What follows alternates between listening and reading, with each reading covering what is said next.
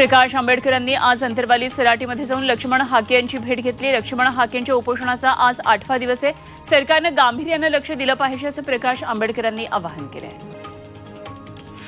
OBC नेते लक्ष्मण हाकेंच्या उपोषणाचा आज 8वा दिवस आहे, त्यामुळे दिवसेंदिवस त्यांची प्रकृती खालावत चालली आहे। विधानसभेचे विरोधी पक्षनेते विजय वडेट्टीवारही आज उपोषणस्थळी जाऊन हाकेंची भेट घेणार आहेत। दुपारी 2 वाजता हाकेंच्या भेटीला वडेट्टीवार पोहोचणार आहेत। लक्ष्मण हाके यांना पाठिंबा देण्यासाठी बीडमधल्या खिळद गावातील महिलांसह संपूर्ण गावच रस्त्यावर उतरलंय। गावातील महिलांसह सर्वजण आमरण उपोषणाला बसलेत। ओबीसी समाजातल्या बांधवांनी एकत्रित येऊन घोषणाबाजी करत हाकेंच्या उपोषणाला पाठिंबा दिलाय। विधान परिषदेची निवडणूक बिनविरोध होण्याची शक्यता आहे। मतांची फाटाफूट होण्याची भीती लक्षात घेता 11 जागांसाठी होणारी विधान परिषदेची निवडणूक बिनविरोध करण्याच्या दृष्टीनं प्रयत्न सुरू झाल्याची माहिती सूत्रांनी दिली आहे। कन्हेरीमध्ये नारळ फुटल्यावर कधीही अपयश नसतं। मला सर्व निवडणुकीत आजपर्यंत यश आलंय। प्रत्येक निवडणुकीचा नारळ हा कन्हेरीच्या मारुती मंदिरात फुटला जातो। शरद पवार यांनी निवडणुकीच्या निकालानंतर प्रथमच काटेवाडीत उपस्थिती लावली, ते यावेळी बोलत होते।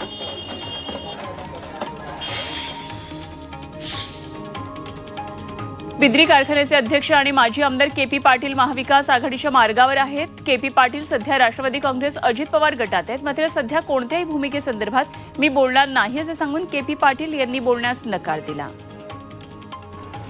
रवींद्र वायकर यांना खासदार म्हणून शपथ देऊ नये अशी मागणी हिंदू समाज पार्टीचे उमेदवार भरत शहा यांनी केली आहे। रवींद्र वायकर यांचं निवडणूक जिंकणं हे वादग्रस्त आणि शंकास्पद आहे। तर पारदर्शक आणि कायदेशीर वातावरणात मतमोजणी झालेली नाही, त्यामुळे त्यांना लोकसभेत खासदार म्हणून शपथ देऊ नये अशी मागणी भरत शहा यांनी केली आहे। पुण्यामधला पराभव नाना पटोलेंनी मनावर घेतलाय। काँग्रेसचा पराभव का झाला याचा एकत्रित नव्हे तर विधानसभा निहाय अहवाल द्या असे आदेश नाना पटोलेंनी दिले।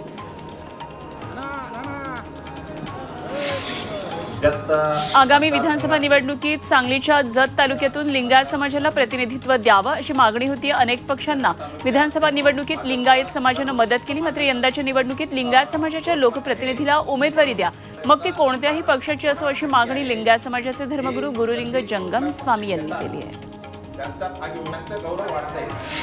संभाजीनगरमध्ये विद्यार्थ्यांनी आंदोलन सुरू केले। महावितरणमध्ये अभियांत्रिकी आणि अभियंता भरती रद्द केल्यामुळे विद्यार्थी आक्रमक झाले। संभाजीनगरच्या क्रांती चौकात या विद्यार्थ्यांनी आंदोलन सुरू केलंय।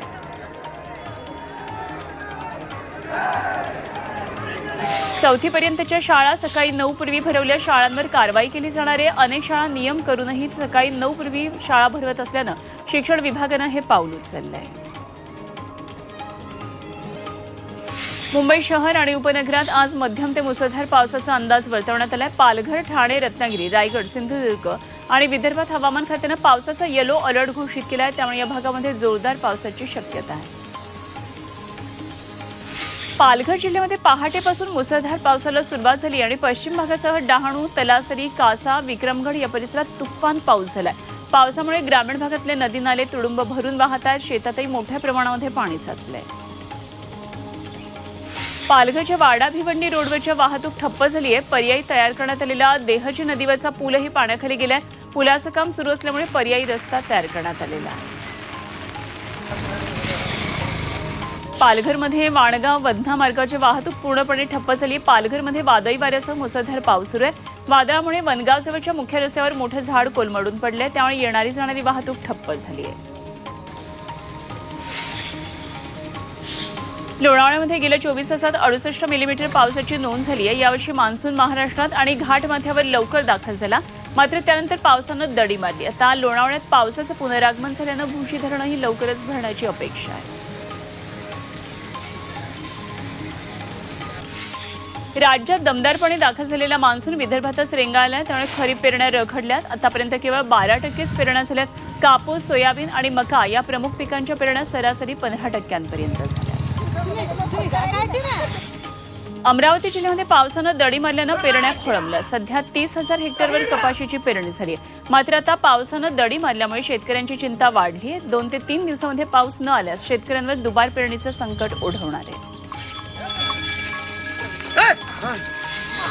खरीपाच्या 14 पिकांच्या किमान आधारभूत किमतीमध्ये मोठी वाढ करण्यात आली आहे। त्यानुसार कापसाला 7,121 रुपये, भाताला 2,300 रुपये किमान आधारभूत किंमत मंजूर करण्यात आली आहे। सरकारच्या या निर्णयाचा शेतकऱ्यांना मोठा फायदा होणार आहे, मात्र यामुळे सरकारच्या तिजोरीवर सुमारे 2 लाख कोटी रुपयांचा भारही पडणार आहे।